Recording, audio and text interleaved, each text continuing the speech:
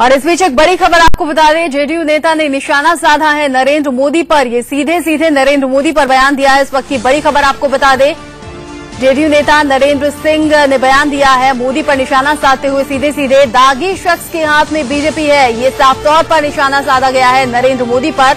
बहुत जल्द ही गठबंधन पर फैसला होगा।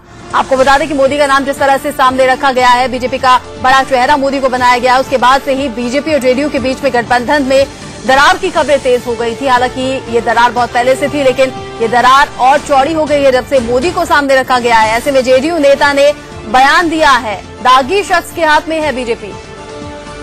अपडेट के लिए रुक करेंगे, हमारे संवाददाता शिशिर चौधरी हमारे साथ जुड़ गए हैं। शिशिर, सीधे सीधे मोदी पर निशाना साधा, दागी तक कह दिया।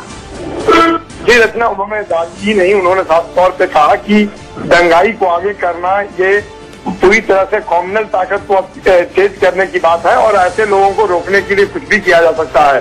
और नरेंद्र सिंह से जब पूछा गया कि क्या गठबंधन बना हुआ है, तो उन्होंने साफ तौर पे कह दिया है कि औपचारिक निर्णय बाकी है, लेकिन गठबंधन टूट चुका है। और ये गौर करने वाली बात है कि नरेंद्र सिंह जेडीयू के प्रमुख चेहरा है, वरिष्ठ मंत्री हैं और नीतीश के करीबी भी हैं, तो उनका कहने का बहुत मतलब निकलता है। लेकिन इनके ऊपर प्रतिक्रिया प्रदेश अध्यक्ष ने कहा है, मंगल पांडे ने, कि जो बयान आया है वो गलत है और किसी भी संवैधानिक पद पर रहने वाले व्यक्ति की तरफ इस तरीके का ऐसे शब्दों का प्रयोग जेडीयू का करना बीजेपी के कार्यकर्ता कतई बर्दाश्त नहीं करेंगे।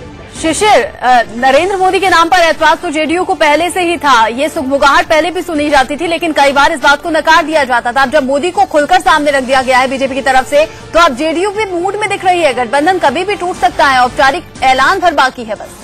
देखिए रचना, जब से प्रेसिडेंट मोदी का नाम आया था, जब उनको चुनाव प्रचार अभियान समिति का अध्यक्ष बनाया गया था, तो उस समय भी जेडीयू का ये कहना था कि ये पार्टी का अंदरूनी मामला है, आंतरिक मामला है। लेकिन पिछले 2 दिनों में राजनीतिक गतिविधियां बहुत तेजी से बढ़ी हैं। मुख्यमंत्री आवास पे लगातार बैठक चली है, देर रात तक बैठक चली है और साथ ही अब निर्णय हो चुका है। सिर्फ मुख्यमंत्री जैसे ही लौटेंगे सेवा यात्रा से 14 की रात में, 15 तारीख को विधायकों की बैठक बुलाई गई है जेडीयू के। उसके बाद 16 तारीख को ये ऐलान माना जा रहा है कि 16 या 17 तारीख को ऐलान कर दिया जाएगा कि बीजेपी जेडीयू के रास्ते अलग हो चुके हैं। दोनों दल अपनी अपनी विचारधारा पे अलग अलग चल सकते हैं। लेकिन सबसे अहम सवाल रचना ये उठता है कि जो जिस गठबंधन पे बिहार की जनता ने भरोसा किया था, उसको तोड़ने का रिस्क कौन लेता है, ये बहुत बड़ा सवाल है और बीजेपी इससे अड़ी है अब तक। बिल्कुल, लेकिन शिशिर, सवाल ये भी उठता है, अगर बीजेपी का हाथ छोड़ती है जेडीयू तो थामेगी किसका? इसीलिए शायद ये बैठकों का सिलसिला भी जारी है।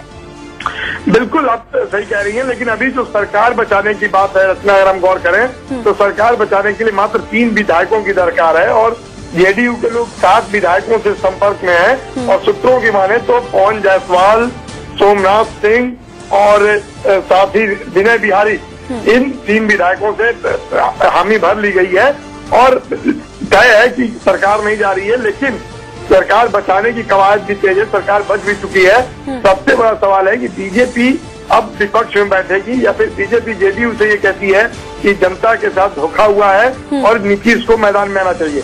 ये सारी बातें होंगी, लेकिन गठबंधन क्या ऐलान होने के बाद, जब टूटने का ऐलान हो जाए तो ये सारे निर्णय हो सकते हैं। और अब क्या सिर्फ ये समझे कि मुख्यमंत्री के आने भर का इंतजार है?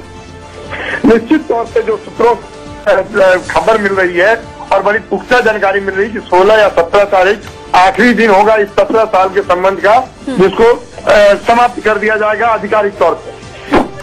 शुक्रिया शिशिर, ये तमाम बातचीत के लिए, तमाम जानकारी हम तक पहुंचाने के लिए। तो अहम मंत्री हैं जिन्होंने ये सीधे सीधे निशाना साधते हुए कहा कि दागी शख्स के हाथ में बीजेपी की कमान सौंप दी गई है और अब जल्द ही गठबंधन पर फैसला तो हो चुका है, बस औपचारिक ऐलान भर बाकी है। सूत्र ये भी बताते हैं कि जल्द से जल्द ऐलान होगा, बस मुख्यमंत्री के आने का इंतजार है।